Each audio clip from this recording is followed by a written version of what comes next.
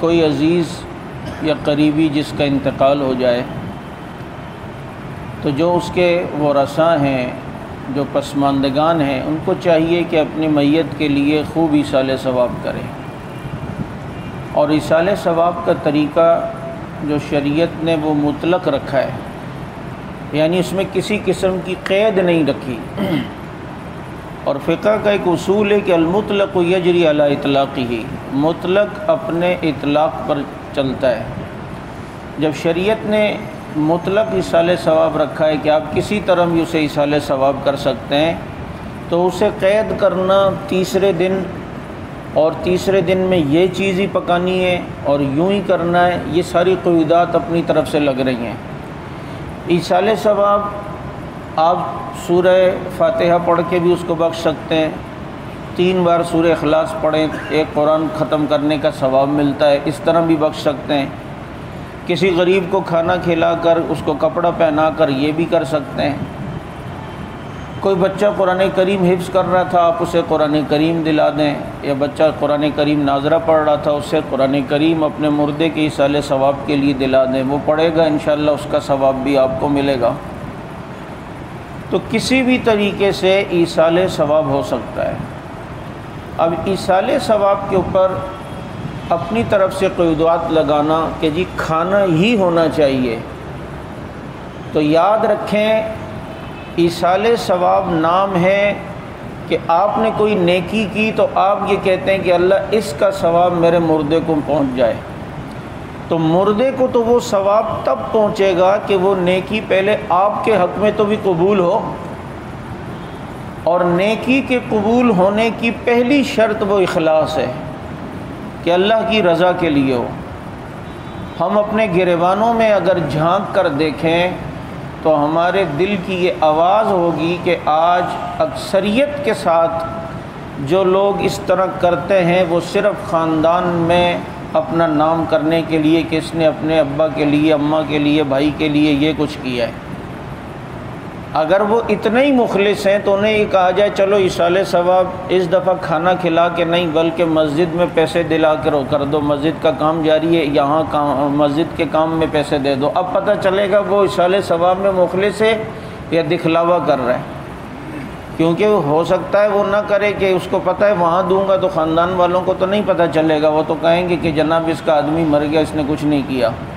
تو پہلی چیز ایصال ثواب کی شرط یہ ہے کہ وہ نیکی اخلاص کے ساتھ ہو،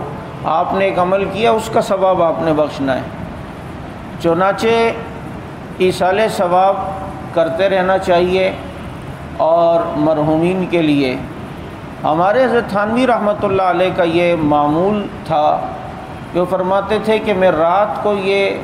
نیت کرتا تھا کہ اللہ میں نے جتنی نفلی عبادات ذکر کیے ہیں اس کا ثواب تمام مرحومین کو مل جائے۔ اور آپ جب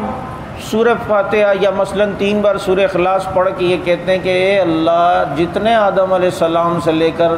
ابھی تک اور پھر اب سے لے کے قیامت تک جتنے بھی مسلمان آئیں گے میں نے اس کا ثواب اس کو دیا، تو جتنے بھی مسلمان اس دنیا میں آئے ہیں یا آئیں گے اتنی نیکیاں اللہ تعالیٰ آپ کے کھاتے میں لکھیں گے۔ اتنا آسان عمل ہے یہ۔ اور پھر ایسا نہیں ہے کہ آپ نے ادھر دے دیا تو اب آپ کو اس پڑھنے کا ثواب نہیں ملے گا۔ میں اس دن کسی کو یہ بات سمجھا رہا تھا تو وہ کوئی دنیا دار ٹائپ کے تھے، وہ کہہ رہے تھے یہ کس طریقے سے، میں نے کہا دیکھیں آج موبائل میں کاپی پیسٹ کا آپشن ہوتا ہے، آپ نے ایک میسج کو کاپی پیسٹ کیا، اب آپ اسے کئی گروپوں میں سینڈ کرتے ہیں،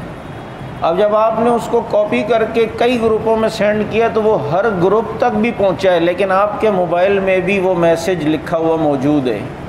کیونکہ آپ نے اسے فارورڈ کاپی کر کے کیا ہے۔ تو جب آپ اپنے موبائل کے اندر ایک میسج کو کاپی کر کے دوسری جگہ فارورڈ کرتے ہیں وہ ہزاروں لوگوں تک پہنچ جاتا ہے، لاکھوں لوگوں تک پہنچ جاتا ہے اور آپ کے موبائل میں بھی رہتا ہے، تو اللہ تعالیٰ تو بہت وسیع ہے، علم والے ہیں، رحیم ہیں، غنی ہیں اور بہت عطا کرنے والے ہیں، تو ان کی شان سے کیا بعید ہے کہ وہ ہمارے پاس بھی وہ ثواب ہو اور وہ ساری جگہ پر وہ ثواب پہنچ جائے، اور ایسا ہی ہوتا ہے۔ تو ایصال ثواب یہ ہے۔ اچھا، پھر اس میں ایک بات پہلے بھی عرض کر چکا ہوں جو بہت اہم ہے کہ دیکھیں، اپنے مردے کے ساتھ نیکی کا معاملہ کریں کہ وہ کسی طرح یار اس کی بخشش ہو جائے، اس کو کوئی زیادہ سے زیادہ فائدہ میرے ذریعے سے پہنچے۔ تو اس کا بہترین طریقہ یہ ہے کہ پہلے تو یہ دیکھیں کہ آپ کے جو مرحوم ہیں وہ بیماری کے ایام میں تھے، بیڈ ریسٹ پہ تھے 2-3 مہینے یا جتنے بھی ہو سکتے اس میں انہوں نے نمازیں نہ پڑھی ہوں، یا ہو سکتا ہے ابا جان نمازوں کی پابند نہیں تھے، تو بھائی ان کی زندگی کا ایک حساب لگا لیں کہ یار اتنے سال کی ان کی نمازیں ہیں، یہ ذمے، اور ابا جان اماں جان نمازیں نہیں پڑھتی تھیں، تو جو پیسہ آپ کسی اور جگہ خرچ کر رہے ہیں وہ پیسہ آپ ان کی نمازوں کے کفارے میں پہلے ادا کریں، پہلے ان کی جان تو چھڑوائیں فرشتوں سے، پہلے ان کے اوپر سے فرائض کے بوجھ کو تو ہلکا کروائیں۔ تو بہتر یہ ہے، اور بلکہ کرنا ہی یوں چاہیے۔ اب آپ مثال کے طور پہ ایصال ثواب پر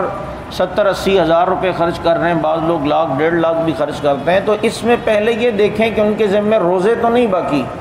ان کے ذمے کوئی نمازیں تو باقی نہیں ہیں، تو اس کا حساب کر کے پہلے نمازوں کا روزوں کا کفارہ دیں، اور وہ ایک صدقۃ الفطر کے برابر ایک نماز کا کفارہ ہے۔ اس دفعہ تقریباً 100 روپیہ تھا، تو یہ ایک روزے کا کفارہ بھی یہ ہے، اور ایک نماز چھوٹنے کا کفارہ بھی یہ ہے۔ تو جن لوگوں کی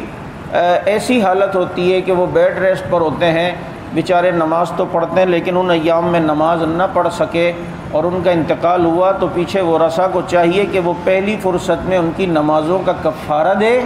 اس کے بعد جو ہے وہ باقی ان کے ایصال ثواب کی جو ہے فکر کرے۔ اور ایصال ثواب میں بھی میں نے کہا کہ خالص اللہ کی رضا مقصود ہو، دکھلاوا نہ ہو، نام و نمود اور نمائش یہ دل کے اندر نہ ہو ذہن میں کہ جناب میری واہ واہ ہوگی اور میرے خاندان والے کہیں گے انہوں نے تو ابا جان کے لیے بہت کچھ کیا۔ یاد رکھو اگر یہ نیت خراب ہوئی تو آپ نے اپنے ابا کے لیے کچھ نہیں کیا، اپنے مرحوم کے لیے کچھ نہیں کیا، اپنے مرنے والے کے لیے کچھ بھی نہیں کیا ہے۔ اللہ تعالیٰ کسی عمل میں کسی کو شریک کرنا پسند نہیں کرتے، اخلاص ہونا چاہیے، جو کام اللہ کی رضا کے لیے ہو وہ تھوڑا بھی ہو،